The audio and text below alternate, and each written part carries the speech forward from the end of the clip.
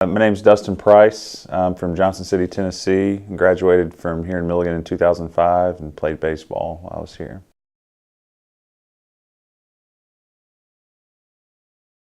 Well, I'd say first and foremost, it's got a great reputation for academics and education. It was local since I was from Johnson City, so that was a nice added benefit. And then Coach Clark is really sort of the driving force that ultimately brought me here. He was a great man, great coach, and the type of guy who at the end of the day would give you the shirt off his back. So he was a good player's coach, and he recruited me heavily. There were some other schools that were also kind of interested in having me come there, but at the end of the day, Coach Clark was at the house eating dinner with us, and he was probably the ultimate influential force.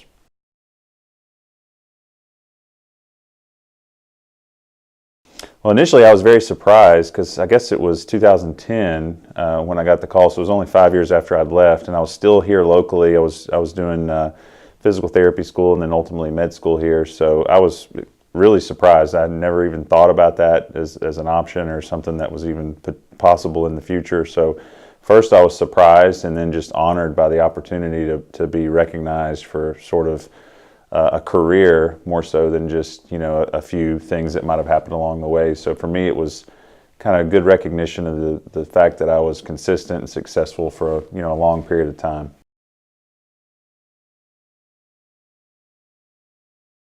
Well, most of those memories, revolve around the guys, just spending time with the guys. Since I lived locally, I would sort of break it up so that sometimes I would stay at home for certain semesters, usually in the fall when we were just practicing, and I would have a little bit heavier, workload from a class standpoint. And in the spring, I would stay on campus because we'd be traveling a lot, playing games, and I would lighten my course load a little bit. So, my best memories probably revolve around spending time with the guys, practice, eating dinner and then going to the weight room and then hitting balls late into the evening. And then there's other individual memories from certain games, where, big hits happened or big wins or maybe a scuffle here and there that came up along the way. So mostly the guys, to be honest with you.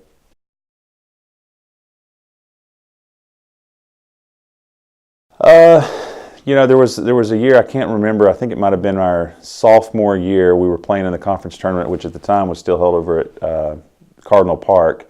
And I remember we were in the losers bracket, and there was a day that we had 3 games in the same day that we had to win to sort of ultimately win the championship.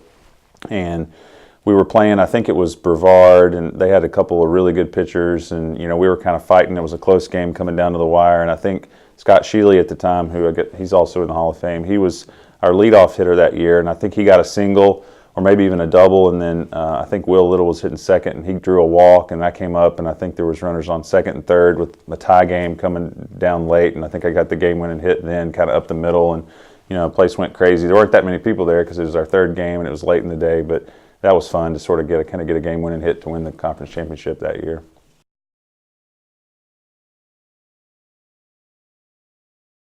Kind of going back to what I was saying earlier about the honor of being inducted in the Hall of Fame, for me, the records, if you look at the numbers, they're not like, smashing numbers, I think I hit 40 home runs, and if you look at some of these bigger Division I schools, there's some guys hitting like, 18 home runs a year or something like that. But for me, it was just the recognition again that for 4 years I was here, I was consistent all 4 years, I got the opportunity to play for 4 years.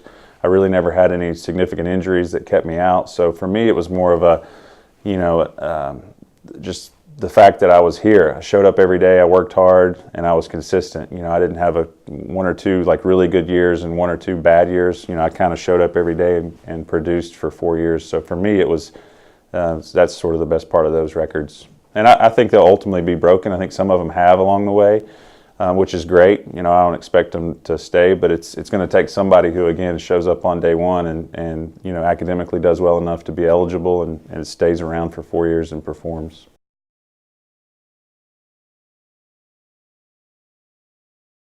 Yeah, that's an interesting question. Coach Mead, who was here over the last few years, he had me come in and talk to the players last year because I've been gone for a few years doing my medical training and just recently got back in the area. But I thought about that for a while before I went and talked to those guys. And for me, looking back, I wouldn't change a thing. but it goes by so fast. Like it's just amazing. I mean, this is 2018. It's been 13 years since I finished, and it seems like yesterday. So my biggest advice to the players would be to take full advantage of every single day. You know, don't take advantage of the fact that you think this is going to be here forever. You know, there'll be a day where there won't be any more baseball, or you know, the friends that you've developed here may go off to certain different places throughout the country. And I would think just savor every single day. You know, take advantage of the opportunity academically, to take full advantage of the ability to get a great education and a great job down the road. And just enjoy spending time with the guys, and just don't take anything for granted, and take every game like it potentially could be your last.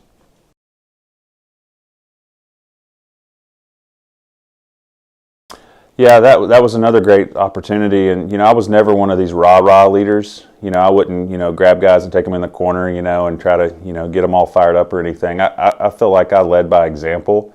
I was sort of a quiet leader. You know, I took care of my business, and you know, I worked hard during practice, and then after practice I'd go work more and go to the weight room and so forth. So for me, it was just, again, another honor to be thought upon as somebody who, you know, other folks looked up to and as a role model.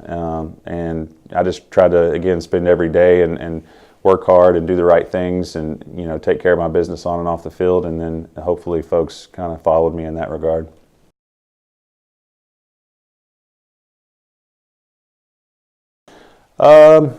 You know, I think obviously my parents and my family certainly had a huge influence on it, because you know, growing up, they afforded me every opportunity to play ball, and we traveled all over the, you know, the Southeast to tournaments and things like that. And so they helped me get to this position here. And then, you know, I think Coach Clark, again, he's the one who ultimately led me here, and he gave me that opportunity from day one. And you know, to having the ability to start.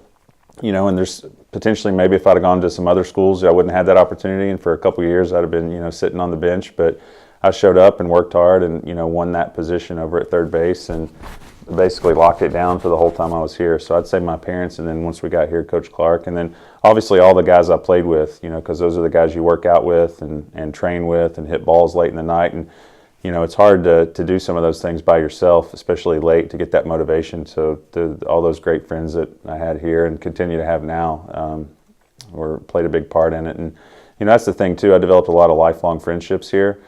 Fortunately, the majority of the guys that I played with here, that we had that core friendship, they're still around. So we still spend time together now. We play golf together. Our wives and kids hang out. You know, it's amazing. We get together around Christmas or New Year's, and you've got 5 or 6 guys that played here together and graduated together. You see 20 kids running around, and you know, all of our wives, and it's just amazing what we've done, you know, considering where we were 15 years ago.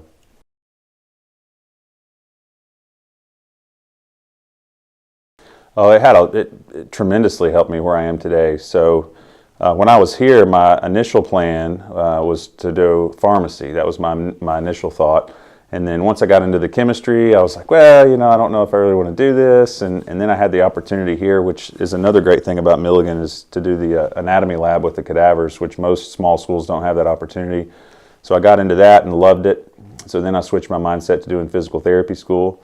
And then that was my ultimate plan initially. I was going to go to ETSU to do PT school, and I ended up starting that program and then switching halfway through to med school.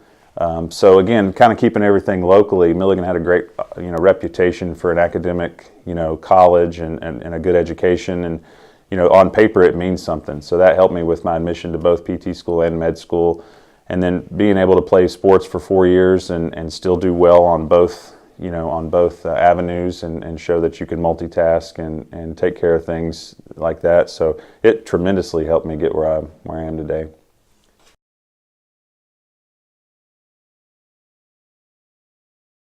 It's definitely grown tremendously. The first thing that comes to mind is this Gregory Center that we passed on the way in here, and I've yet to have gone there to do anything, but you know, that wasn't here when I was here. That was just a big open field, and you know, that's grown tremendously. And I think the athletics continues to grow. You know, the recruiting has expanded to a larger region.